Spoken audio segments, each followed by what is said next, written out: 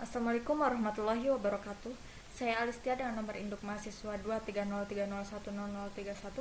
Di sini saya akan mempresentasikan hasil dari review jurnal untuk memenuhi penilaian tugas mata kuliah Sistem Pakar. Jurnal yang saya ambil merupakan Sistem Pakar Diagnosis Penyakit Gangguan Kehamilan menggunakan metode forward chaining dan certainty vector berbasis web. Jurnal ini merupakan karya dari Ibu Sinta Siti Sundari selaku dosen pengampu dari mata kuliah Sistem Pakar ini bersama Bapak Sarmidi dan Ibu Ai Fitri. Sebelumnya, saya akan ingin melakukan refleksi diri terlebih dahulu berdasarkan materi sebelumnya, yaitu mengenai Sistem Pakar. Sistem Pakar sendiri menurut saya itu bukan hanya sekedar sistem komputer biasa, melainkan sistem yang sangat luar biasa membantu untuk manusia saat ini. Sistem Pakar itu sendiri merupakan sistem yang memindahkan kecerdasan dari seorang pakar ke dalam sebuah basis pengetahuan atau knowledge base. Nah, baik, selanjutnya di sini saya akan memperkenalkan identitas jurnal dari Sistem Pakar Diagnosis Penyakit Gangguan Kehamilan menggunakan metode forward chaining dan certainty vector berbasis web ini dengan penulis Ibu Sinta Siti Sundari, Bapak Sarmidi, dan Ibu Ai Fitri Nur Arofah. Dengan publikasi yaitu IT Journal volume 9 nomor 2 pada Oktober 2021. Nah, pada pendahuluan dan masalah utama dari jurnal ini, penelitian ini dilatar belakangi oleh tingginya angka kehamilan ibu atau AKI di Indonesia.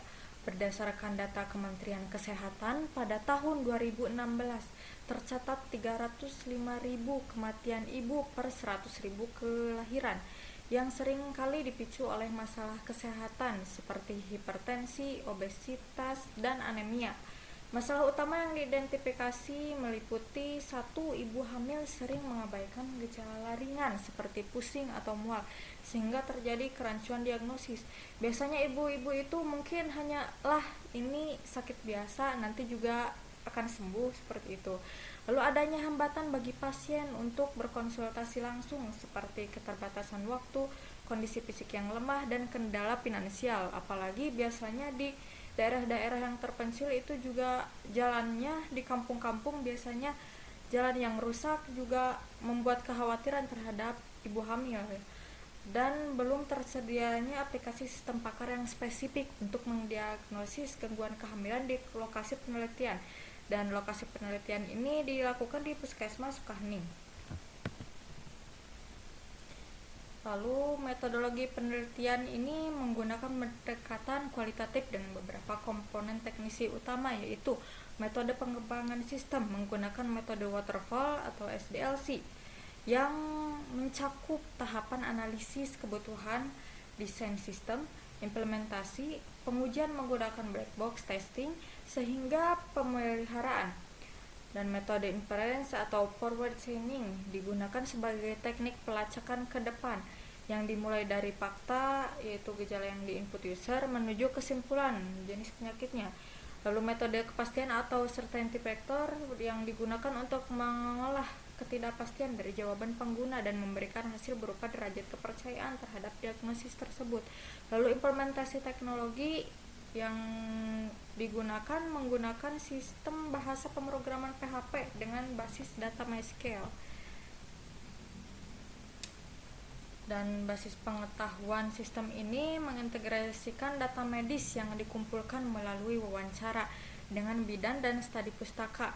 Data tersebut meliputi 8 jenis penyakit, diantaranya hipermesis gravidarum, preeclampsia, kehamilan ektopik, molahidatidosa atau hamil anggur, plasenta previa, solusio plasenta, infeksi saluran kemih atau WSK, dan anemia. 45 gejala medis yang digunakan sebagai parameter diagnosis seperti nyeri perut, pendarahan, hingga detak jantung yang tidak teratur. Solusi pakar sistem memberikan rekomendasi penanganan masalah, misalnya saran pola makan untuk penderita anemia atau tindakan medis seperti kuretase untuk hamil anggur. dan hasil dan pengujian dilakukan terhadap 20 responden ibu hamil melalui kuesioner dengan hasil penelitian yang sangat positif. Tampilan sistem dinilai mudah dipahami oleh 87% responden, lalu kemanfaatan informasi bagi pengguna mencapai 86%, dan kemudahan dalam melakukan diagnosa secara mandiri mencapai 88%. Secara umum, responden menyatakan sangat setuju bahwa sistem ini bermanfaat sebagai media informasi dan alat deteksi dini. Kesimpulan dan sarannya, untuk kesimpulan, sistem PAKAR ini berhasil menjadi media deteksi dini yang memaksimalkan pelayanan kesehatan bagi masyarakat luas tanpa harus selalu datang ke puskesmas. Sistem ini ditekankan sebagai alat bantu, bukan untuk menggantikan peran dokter spesialis atau bidan secara total. Ini hanya sebagai perantara untuk mendiagnosis dini.